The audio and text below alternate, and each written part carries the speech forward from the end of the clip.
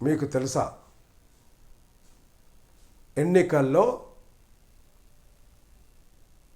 గెలిస్తే గెలుస్తాం, గెలవకపోతే మా పదవులు మేమే ఏర్పాటు చేసుకుంటాం అనేటటువంటిది ఒకటి ఉంటుందని తెలుసా?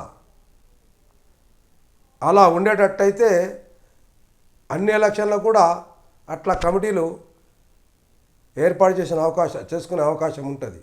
ఇది ఎవరో కాదు చేసింది. నిజామాబాద్లో ఉన్న కొందరు లాయర్లు, కొందరు డాక్టర్లు, వాళ్ళతో పాటు మరికొందరు కలిసి ఒక కమిటీని ఏర్పాటు చేశారు. ఇందులో ఎందరూ తమ సొంత అవగాహన చైతన్యం చేశారో, లేకుంటే సరే వాళ్ళు చెప్తారు కదా పోనీ అని చెప్పేసి ఒక దీంతో దాంట్లో ఆ కమిటీలు చేరారో తెలియదు. కానీ మొత్తానికి బాపూజీ వచనాలయ ఎన్నికల్లో ఎన్నుకోబడ్డ కమిటీకి పోటీగా మరో కమిటీని ఏర్పాటు చేయడం జరిగింది. బాపూజీ వచనాలయము నిబంధనల ప్రకారము ఈ ఎన్నికలు జరిపారు. అందులో ఏమైనా తేడా ఉంటే అది వేరే విషయం. అది మన ప్రతిపాదనలు ఉంటే జనరల్ బాడీలో మాట్లాడవచ్చు, కానీ అలా చేయలేదు.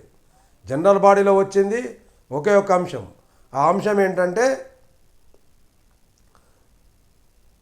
జీవిత సభ్యత్వం, లైఫ్ మెంబర్షిప్ని 3,750కి చేశారు. అది 3,750 ఎక్కువ అని చెప్పి వచ్చింది. కానీ ఒకవేళ వాళ్ళు 3,750 కట్టలేకపోతే ఏడాదికి 320 కట్టచ్చు, నెలకు 30 రూపాయలు కట్టచ్చు. ఇది ఎవరికైనా సాధ్యం. ఈ మాత్రం కూడా 30 రూపాయలు కూడా పెట్టిన వాళ్ళు ఉంటారని నేను అనుకోవట్లేదు. అంటే ఇలాంటి అవకాశాలు ఉన్నాయి. అంటే కొందరికి గుర్తుండదు, పని ఒత్తిడి ఉంటుంది, ప్రతి నెల కట్టడం ఇబ్బంది అవుతుంది. కాబట్టి అలాంటి వాళ్ళు కట్టేస్తారు. ఒకవేళ కట్టగలిగిన వాళ్ళు కడతారు.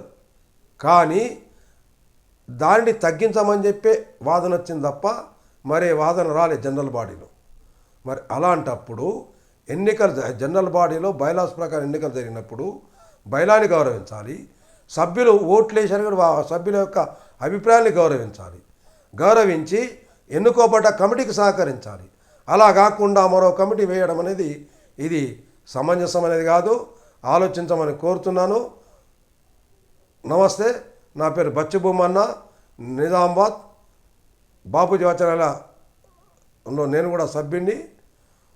ఇలాంటి విషయాల్ని మీ ముందు తీసుకురావడం కోసం లైక్ చేయండి, షేర్ చేయండి. నాకు కూడా కొంచెం జ్ఞానాన్ని కామెంట్ల రూపంలో ప్రసాదించండి. నచ్చితే సబ్స్క్రైబ్ చేయండి.